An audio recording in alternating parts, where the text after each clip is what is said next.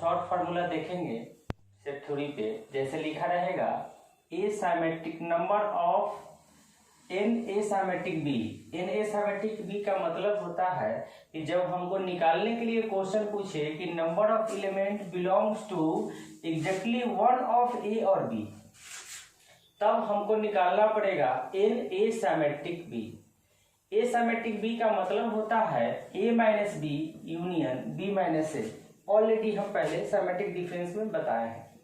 यानी कि हम लोग कह सकते हैं कि number of element which belong to exactly one of A और बी, इसका मतलब है कि हमको वैसे एलिमेंट की संख्या निकालनी है जो केवल ए में हो या केवल बी में हो, दोनों में नहीं होना चाहिए। केवल ए में हो या केवल बी में हो। अगर कोई प्रश्न अगर हमसे कहता है मतलब हमको इसका मान चाहिए, इसके लिए हम लोग फॉर्मूला लगाएंगे कि हम लोग पहले से पढ़ चुके हैं। ए सिमेट्रिक बी का मतलब होता है A minus B union B minus A. यहाँ पे नंबर पूछ रहा है तो एन ए सिमेट्रिक बी का मतलब हो गया कि N A minus B union N B minus A. अब अभी हम फॉर्मूला पढ़े हैं कि दो सिस्टम का यूनियन जो होता है ए और बी का यूनियन होता है N A plus N B minus N A intersection B. तो N A plus N B minus A minus B और बी माइनस ए में कोई भी एलिमेंट कॉमन है ही नहीं, तो दोनों का जब इंटरसेक्शन देखेंगे तो हमेशा जीरो आएगा। इसलिए हम लोग ये वैल्यू को सीधे ये लिख सकते हैं। अब एन ए माइनस बी का मतलब अभी जस्ट पहले वाले फॉर्मूला में बताए थे कि एन ए माइनस बी मतलब ये है। तो एन ए में से एन ए इंटरसेक्शन बी को घटा देंगे तो एन ए माइनस बी मिलेगा, और एन बी माइनस ए का मतलब एन बी में से एन ए इंटरसेक्शन बी को घटा देंगे तो बी माइनस ए मिलेगा। उस तरह से N A minus N A intersection B और N B minus N A intersection B, तो हम इस फार्मूला से इस तरह से सिस्टम को प्रूव कर सकते हैं। इसको हम लोग वेन डायग्राम से भी देख सकते हैं कि हमको ये चाहिए और ये चाहिए, इसी का सम चाहिए ना नंबर में, इसमें कितना नंबर इसमें कितना नंबर, वह कहलाएगा number of element which belongs to exactly one of A में हो या बी में हो। तो क्या करते हैं, इसके लिए कुछ नहीं करना है, हम लोग इसका मान ले लेते हैं, इसका मान ले लेते हैं और दोनों के वैल्यू को एड अप कर लेंगे, तो वेन डायग्राम से भी इस चीज को हम समझ पाएंगे। ठीक है। एक और फार्मूला होता है कि कभी कभी अगर n A complement union B complement पूछेगा, इसका मतलब है कि हमको वैसे सिस्टम का यूनियन चाहिए जो ए में भी नहीं है और बी में भी नहीं है। ठीक है।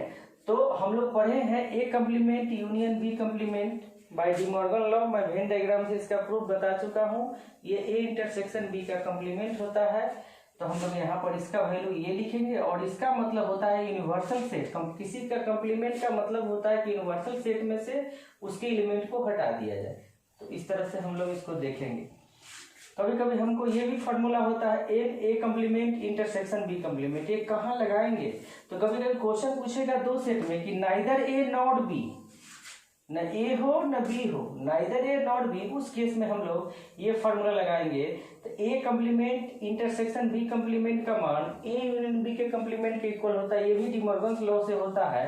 अब हमको एन ए यूनियन बी का कंप्लीमेंट निकालना है, तो यूनिवर्सल सेट के नंबर में से ए यूनियन बी के नंबर को हटा देंगे तो ए यूनियन बी का कंप्लीमेंट निकल जाएगा।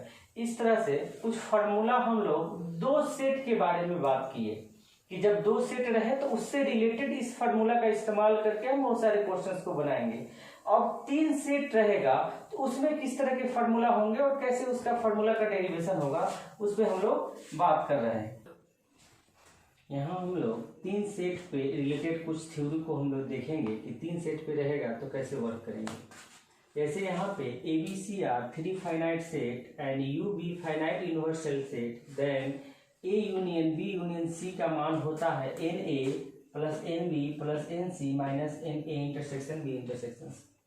इसको वेन डायग्राम से समझने के लिए हम लोग एक यूनिवर्सल सेट लेते हैं और उसमें तीन सेट को दर्शा देते हैं। जरूरी नहीं है कि तीन सेट एक दूसरे को कॉमन हो ही, तो उस केस में हमारे पास जो एलिमेंट्स दिखा रहा है, ये क्या एलिमेंट्स दिखा रहा है, ये इस रीजन के नंबर ऑफ एलिमेंट को दर्शा रहा है।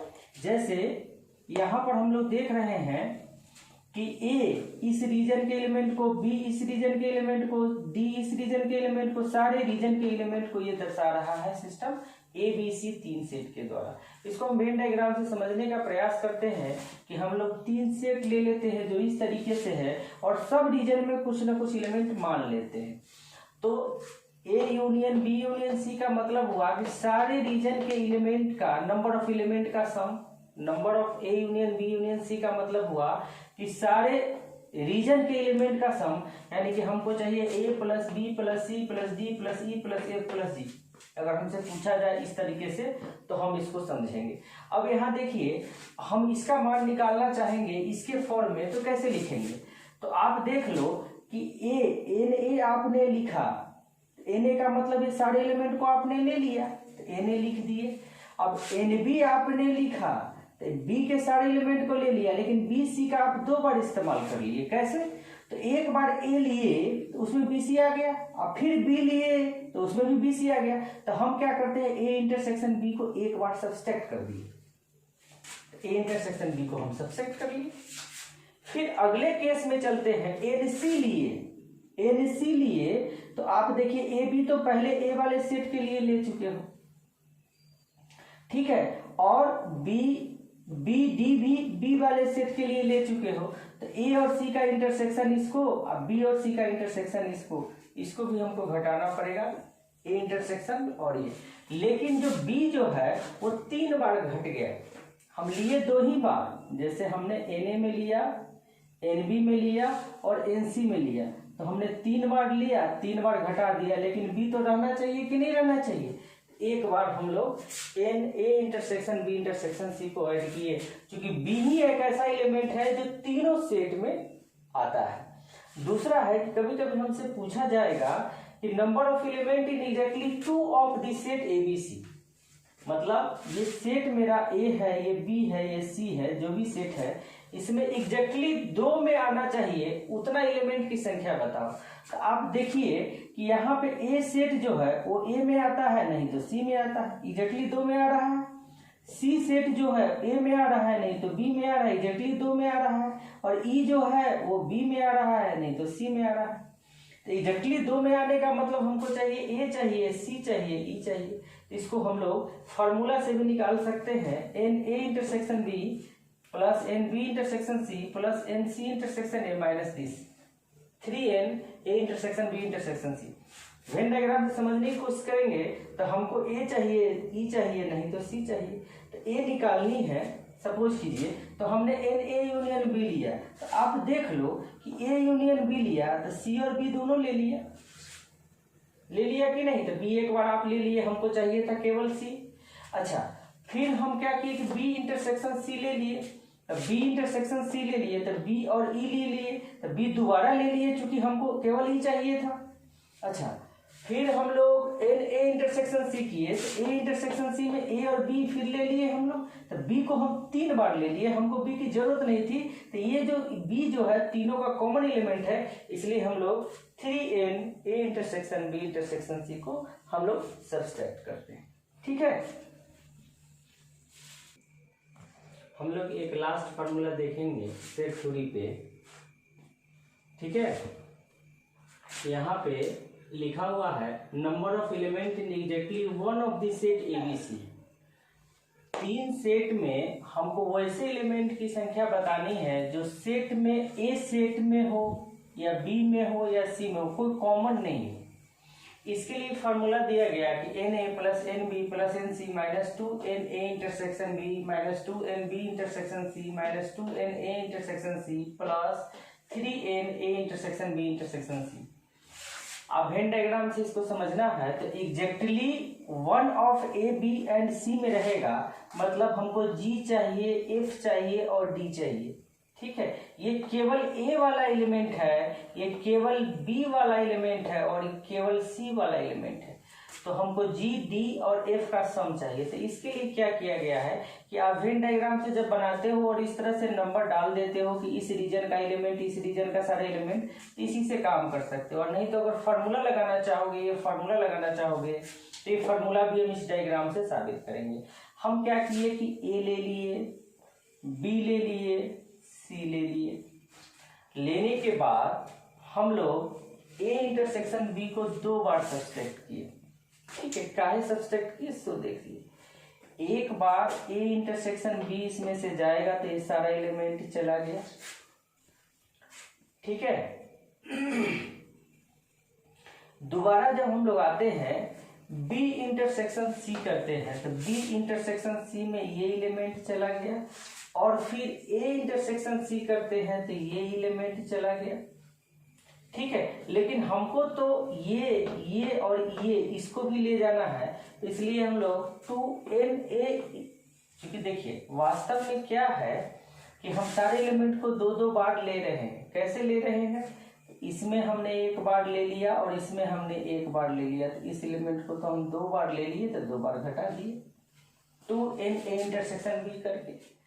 फिर जब ये लिए और ये लिए तो इस एलिमेंट को इस ए के साथ भी ए बी को एक साथ ले लिया, सी के साथ भी ले लिए, तो दो बार हमको ए इंटरसेक्शन सी भी घटाना पड़ेगा। फिर जब ये और ये लिए हैं इसमें, तो इस एलिमेंट को भी हम दो बार ले चुके हैं, तो इसको भी दो बार घटाना पड़ेगा। लेकिन यह एलिमेंट 3 बार एक्स्ट्रा घट चुका है, इसलिए हमको 3 बार इसमें ऐड अप करना पड़ेगा, ताकि हमको केवल जी, डी और एफ मिल सके। एक क्वेश्चन हम लोग करेंगे इसी से रिलेटेड है, उसको हम लोग देखते हैं। ठीक है, और उसको हम लोग आगे प्रोसीड करते हैं।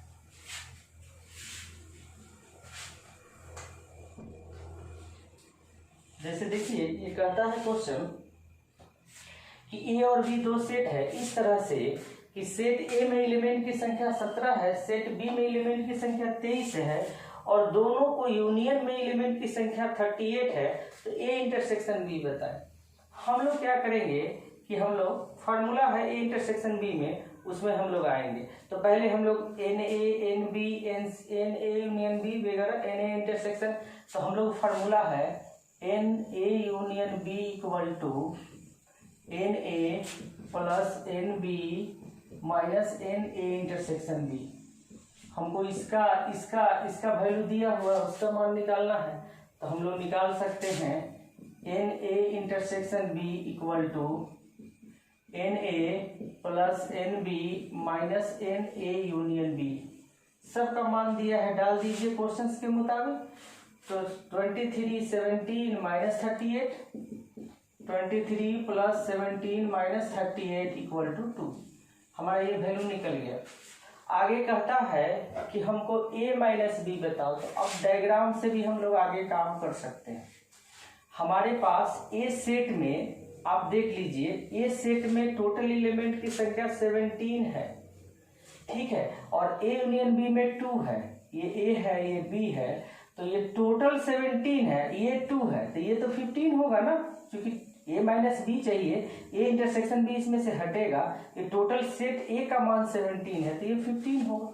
अब सेट बी का एलिमेंट मेरे पास 23 है, 2a है, ये 21 होना चाहिए। ठीक है, जो फार्मूला के मुताबिक बात करना है उसके मुताबिक इंटरसेक्शन पता है, ए सेट का एलिमेंट 17 पता है, तो पूरा एलिमेंट मिलके 17 है, 2 तो यही हो गया, तो 15 होना चाहिए। टोटल मिलके 23 है, तो 2 ये हो गया, तो 21 होना चाहिए। ठीक है, तो आगे हमसे पूछा है एन ए माइनस बी, तो ये जो रीजन है यही ए माइनस बी है, N A minus B equal to हम लोग 15 लिख देंगे। फिर पूछा है N B minus A, N B minus A equal to हम लोग 21 लिखेंगे। अब N A minus B N B minus A निकालने का भी फार्मूला हम पीछे ऑलरेडी डिस्कस कर चुके हैं, आप फार्मूला से भी जाके इसको बना सकते हैं। अब कहता है number of element exactly one of A and B, यानी ए और बी में ही केवल एलिमेंट की संख्या चाहिए, मतलब ये और ये चाहिए, यानी कि हमको चाहिए n A symmetric difference B, ये हमको चाहिए वास्तव में। मतलब हम कह सकते हैं कि N A minus B plus N B minus A exactly number of element exactly one of A and B में, यानी कि हम यहाँ कह सकते हैं कि 15 प्लस 21 इक्वल टू 36, इसी दिन माइनस। ठीक है, तो हम कुछ और क्वेश्चंस अभी लेंगे। ठीक है, यहाँ पर हम लोग एक सेट थ्योरी का और क्वेश्चंस लेंगे जिसमें 3 सेट की बात की गई है। थोड़ा सा इसको हम लोग समझने का प्रयास करते हैं। एक सर्वे In a survey of 25 students, it was found that 12 have taken physics. 25 student पे सर्वे किया गया और यह पाया गया कि 12 स्टूडेंट जो है फिजिक्स सब्जेक्ट पढ़ने के लिए लिए हैं, 11 उसमें केमिस्ट्री लिए हैं और 15 मैथमेटिक्स लिए हैं। 4 ऐसे हैं जो फिजिक्स और केमिस्ट्री दोनों सब्जेक्ट लिए हैं। 9 ऐसे विद्यार्थी हैं जो फिजिक्स और मैथ दोनों पढ़ते हैं। 5 ऐसे हैं जो केमिस्ट्री और मैथ दोनों पढ़ते हैं और 3 ऐसे हैं जो तीनों सब्जेक्ट पढ़ते हैं। तब आपसे पूछता है कि हमको बताइए कि उसमें कितने विद्यार्थी केवल फिजिक्स पढ़ते हैं, केवल केमिस्ट्री पढ़ते हैं, केवल मैथ पढ़ते हैं, फिजिक्स केमिस्ट्री पढ़ते हैं लेकिन मैथ नहीं पढ़ते हैं, फिजिक्स और मैथ पढ़ते हैं लेकिन केमिस्ट्री नहीं पढ़ते हैं। कोई only one of the subject, कोई एक सब्जेक्ट पढ़ाई करते हो, फिजिक्स पढ़ते हो, केमिस्ट्री या कोई एक सब्जेक्ट, एटलीस्ट कम से कम एक सब्जेक्ट पढ़ने वाले विद्यार्थी बताइए और ऐसे विद्यार्थी बताइए जो कोई सब्जेक्ट नहीं पढ़ता है। तो हम लोग क्या करते हैं, वेन डायग्राम से इसको बनाने की कोशिश करते हैं। और भी मेथड है, फार्मूला पे है, वेन डायग्राम बहुत ईजीएस्ट है। इसको बनाने के लिए सबसे पहले एक यूनिवर्सल सेट दिखाते हैं, 3 सेट को लेते हैं और जितने बॉक्स मिले हुए हैं उसमें एक अननोन अपने मन से डालते हैं। जैसे मैंने डाल दिया ABCDEFG, ठीक है। 3 सेट इसलिए कि उसमें मैथ, फिजिक्स और केमिस्ट्री है, 3 सब्जेक्ट की बात की गई है। तो हमने एक सेट लिया फिजिक्स वाला, दूसरा लिया केमिस्ट्री वाला, तीसरा लिया मैथ वाला, लिख दिए। अब क्वेश्चंस के मुताबिक चलेंगे। हमको मैथ पढ़ने वाले विद्यार्थियों, फिजिक्स पढ़ने वाले विद्यार्थियों की संख्या 12 है। एक फिजिक्स सेट में जितने हैं वो फिजिक्स जरूर पढ़ते होंगे। तो हम लोग क्या करते हैं कि लिख लेते हैं A + B + C + D = 12, ठीक है। केमिस्ट्री पढ़ने वालों की संख्या 11 है, तो केमिस्ट्री वाले सेट में जो हमने एलिमेंट एज्यूम किया है ये इस रीजन के को दर्शा रहा है। तो ये BCFE 11 लिख दिए। फिर आगे लिखा हुआ है कि 15 मैथ पढ़ते हैं, तो C + D + F + G 15 लिख दिए। उसके बाद फिर लिखता है कि उसमें से 4 जो है फिजिक्स एंड केमिस्ट्री। तो फिजिक्स और केमिस्ट्री का कॉमन कितना है, B और C, यानी B और C एक ऐसा है जो फिजिक्स और केमिस्ट्री दोनों पढ़ता है। तो B + C = 4 लिख दिए। फिर हम लोग देखेंगे कि 9 जो है वो फिजिक्स और मैथ पढ़ता है। तो फिजिक्स और मैथ पढ़ने वाला D और C है, तो D + C = 9 यहां लिखना होगा, छूट गया है, ठीक है। B + C = 4 है, तो यहां लिख दीजिए D + C = 9 है। चलिए ओके। अब हमारे पास आगे कहता है कि तीनों सब्जेक्ट पढ़ने वाले मेरे पास विद्यार्थी जो हैं वो C है, उसकी संख्या 3 है, और 5 जो है केमिस्ट्री और मैथ पढ़ता है। तो केमिस्ट्री और मैथ पढ़ने वाला C + F = 5। अब सबका वैल्यू हम बारी बारी से निकालेंगे। जैसे C का मान आप डाल दो तो F का मान निकल जाएगा, इसमें डालिएगा, C का वैल्यू डाल दीजिएगा 3, तो F का मान 2 हो जाएगा। C = 3, F = 2। C का मान यहाँ पे डालिएगा 3, तो D का मान कितना हो जाएगा, 3 आएगा। तो D + C = 9 है, तो D = हो जाएगा 9 - 3, 9 - 3 मतलब 6 हो जाएगा। इस तरह से करके हम ABCDEF सारे का मान निकाल लेंगे। आप आसानी से वैल्यू सब्स्टिट्यूट करके सारे का मान निकाल लेंगे। अब क्वेश्चंस पे आते हैं कि क्वेश्चंस कैसे आगे प्रोसीड, जो पूछा गया है उस पर कैसे कहेंगे। तो पहला में कहता है कि हमको वैसे स्टूडेंट बताओ जो केवल फिजिक्स पढ़ता है। तो केवल फिजिक्स पढ़ने वाला A है। यहाँ पे आप देख रहे हैं कि A ही एक ऐसा सिस्टम है, रीजन है, जिसके एलिमेंट को ये दर्शा रहा है जो केवल फिजिक्स पढ़ता है। A का मान मेरे पास निकला है 2, तो केवल फिजिक्स पढ़ने वालों की संख्या हो गई 2। आगे हम बढ़ेंगे। हमसे पूछा है कि केवल केमिस्ट्री पढ़ने वाला E, तो E का मान जब इससे हम सोल्व करेंगे तो निकला 5, तो 5 स्टूडेंट केवल केमिस्ट्री। मैथ पढ़ने वाला केवल G का मान निकला है 4, तो 4 हो गया। अब आगे आते हैं, आगे हम लोग देखते हैं फिजिक्स और केमिस्ट्री पढ़ता है लेकिन मैथ नहीं पढ़ता है। तो फिजिक्स और केमिस्ट्री वाले पे चलिए। तो फिजिक्स और केमिस्ट्री वाले पे सिस्टम है बी सी दोनों हैं, लेकिन सी तो मैथ पढ़ रहा है ना, हमको फिजिक्स केमिस्ट्री पढ़ने वाला चाहिए लेकिन मैथ पढ़ने वाला नहीं चाहिए, मतलब बी चाहिए। तो हम बी का मान निकालेंगे, बी का मान 1 आएगा। आगे आइए, आगे हम लोग को पूछा गया है कि फिजिक्स और मैथ पढ़ता है लेकिन केमिस्ट्री नहीं पढ़ता है, तो फिजिक्स और मैथ पढ़ने वाला सी और डी दोनों है, ठीक है। लेकिन इसमें सी जो है केमिस्ट्री भी पढ़ता है, हमको केवल चाहिए फिजिक्स और केमिस्ट्री पढ़ने वाला, एक मिनट, हाँ फिजिक्स और मैथ पढ़ने वाला लेकिन केमिस्ट्री नहीं पढ़ने वाला। इसका मतलब क्या है, हमको डी का मान चाहिए केवल, तो हमने डी ले लिया। आगे आगे पूछा गया कि only one of the subject पढ़ने वाला बताइए, केवल एक सब्जेक्ट पढ़ने वाला विद्यार्थी ए है, ई है, जी है, तो ए ई जी का सम ले लिए। तो ए ई जी का, ए और जी और ई का मान हम ऑलरेडी निकाल चुके हैं, वैल्यू डालेंगे 11 आ गया। अब आगे कहता है at least one of the subject, कम से कम एक सब्जेक्ट पढ़ने वाला, तो सारे के सारे विद्यार्थी कोई ना कोई एक सब्जेक्ट पढ़ने वाले हैं, तो हमको A plus B plus C plus D plus E plus F plus G का मान निकाल लिए।